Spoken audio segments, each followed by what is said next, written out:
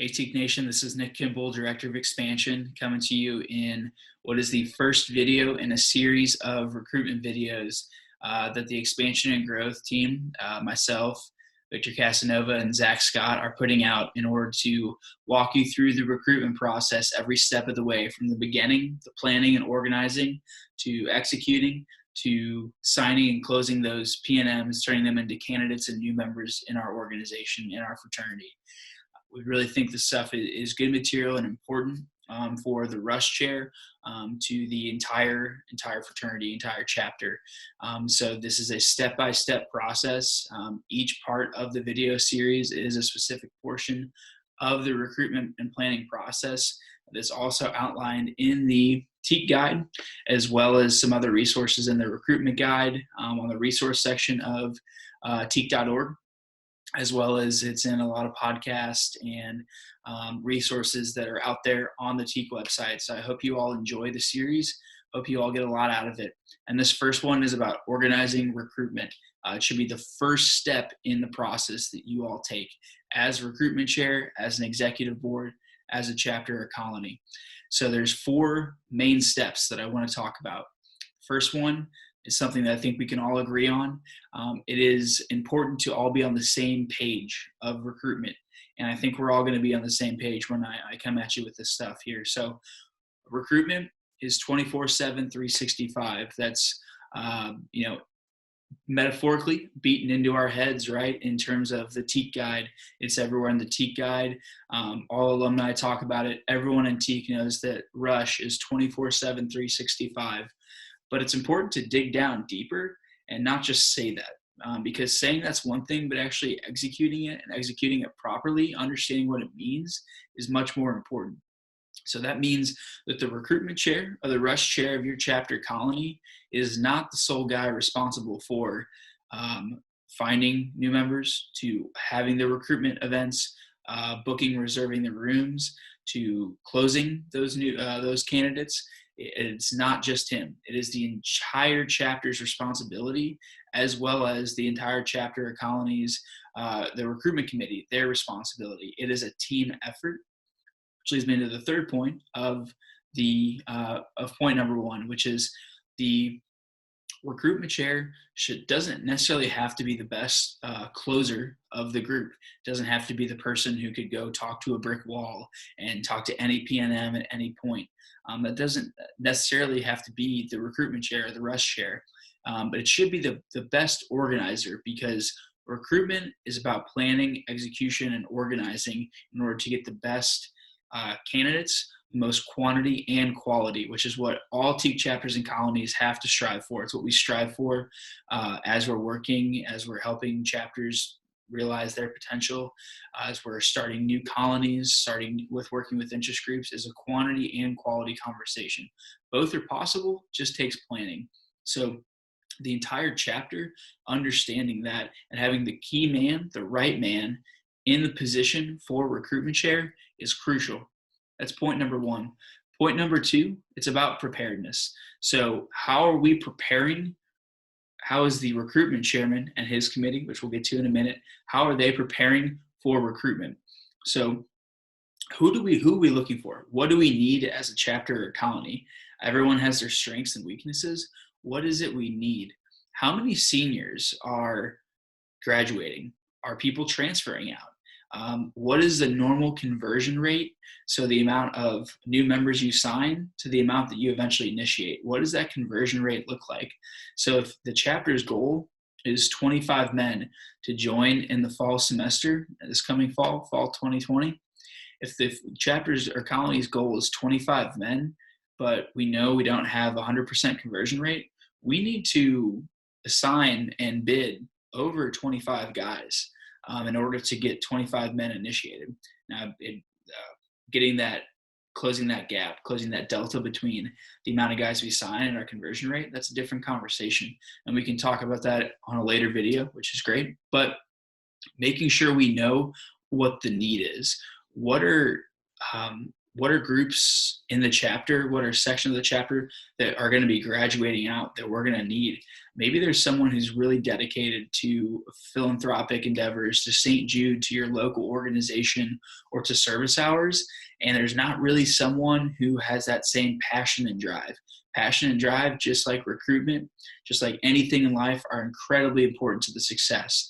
So you could have someone who wants to be philanthropy chair, but if you had someone who wants to be philanthropy chair and is qualified and has that passion and drive, well, guess what? You're going to be 10 times as successful.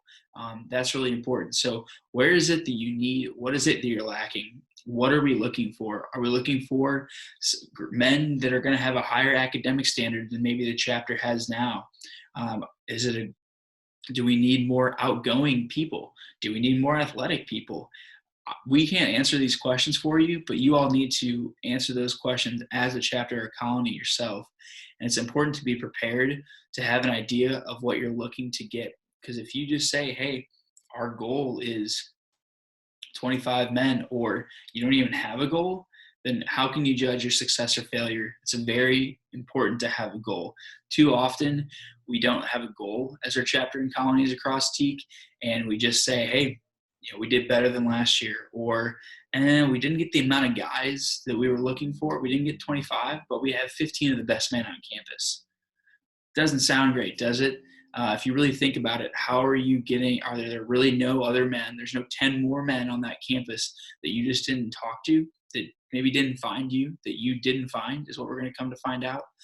So making sure you're prepared and you have a plan and you've thought about these things, and getting everyone on the same page, getting everyone to agree to those things, that's crucial. Because if you come to the chapter later and say, hey, we agreed that it was not just my job to do the recruitment. It was not just my committee's job to do the recruiting, to find these quality men.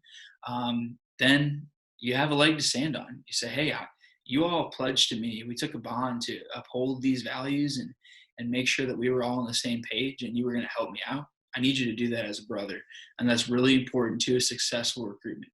If you can do that with recruitment, the rest of the semester's events, activities, socials, intramural games are going to be smooth sailing, because people are going to have buy-in. People are going to agree to things. Being all on the same page and being prepared, knowing what the expectations are, knowing what goal to hit, it's incredibly important. So that's point number 1 and number 2. Point number 3, committee assistance. The recruitment chair, as we've talked about, cannot do the job alone. It's just impossible. So who do you want on that committee, and what are those committee members' responsibilities?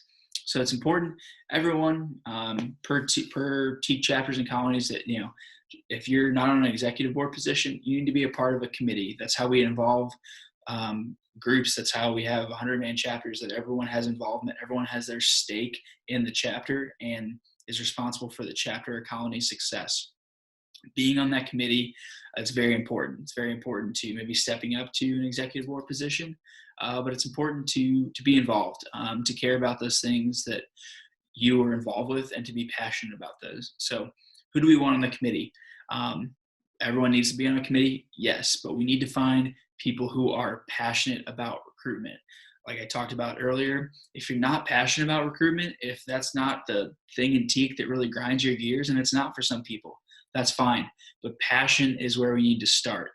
Having someone who's negative be on the recruitment committee, one of the most important committees in TEAC, just because they have to check the box and be on a committee, is so useless, so wasteful, right? If they're on the committee, they're probably talking to P&Ms. So if they're giving out bad vibes, what I call bad juju, and negative energy, no one's going to want to join. You want the P&Ms and the potential new members and candidates to always feel good around the fraternity, to associate you, your committee, your chapter, and colony with positive vibes, good juju. It's incredibly important to success. So we want people who are committed, and then people who have skills. And we'll get to the skills in a later video, because those can be learned. But that natural talent, that raw talent, that passion, that positive energy, that's who we want on our committee. So it's important to be selective, to go to bat for people who you want and who are going to put in the work. Now, part 2 of that on committee preparedness is who is on, what are those responsibilities? So we have the passionate people on board. We're going to teach them to have the skills, But again, can't do it alone. The committee's job is to make sure that people who are not on that committee, the chapter, are just bringing P&Ms to the event, and everything goes off smooth sailing. So just going to tick through a few things here, right? Reserving and booking rooms for events, reserving things at a restaurant. Maybe you guys are having a nice dinner and treating P&Ms to a nice dinner, making sure the events, what order of food. So if you have food, you want the P&Ms eating first. Whose job on the committee is that? To make sure brothers know to hold off, because yes, it's our dues money that go towards that, but you bring someone over to your house, right? Common courtesy. You let the guests eat first. You make the guests feel comfortable. Should be the same in our chapters. Who markets? Who's in charge of the social media? Is that the Instagram and social media person for the chapter, or is there someone who's designing extra things and who is making extra posts? Who makes that material? Who makes that content? Who's picking P&Ms up?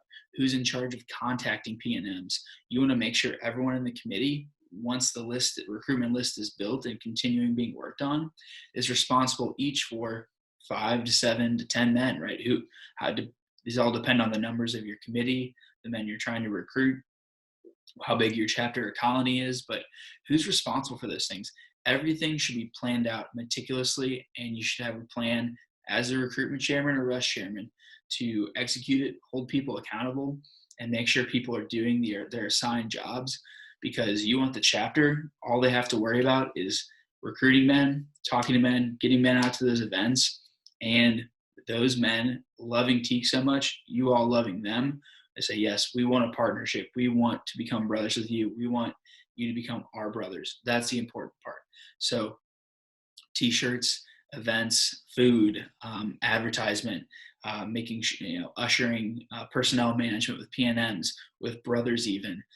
That's really important with your committee. So making sure you know what needs to happen and someone's assigned to make those things happen. That's really important with the committee assistants. Finally, number 4, right? Is the plan. What is the plan? Executing these events. How does the chapter and the recruitment committee practice with recruitment? Are people trained on how to close? Are people trained on what the entire group is selling? What is the vision? Where are we finding these P&Ms? At what stage are we? Are we in the closing phase? Or are we still building our P&M list, right? What is the plan? Now that we have the organization in place, the committee in place, what is the plan that we need to execute before we start talking to those P&Ms? Once we start talking to them, what are we going to talk to them about? How are we going to close them? Who's going to close them? Who's going to give out bids? In what atmosphere are the bids going to be given out? All those things, incredibly important. So having a plan for that, we will talk about in depth all of those things, building the pipeline, how to practice recruitment, what to say, building a vision, how to sell P&Ms on the Teak experience in subsequent videos. It's a series. So this is just part 1, organizing recruitment, and we'll talk in the next few videos about how we execute that plan, how we create the plan, and how we execute some of those other things. But again, just a quick recap.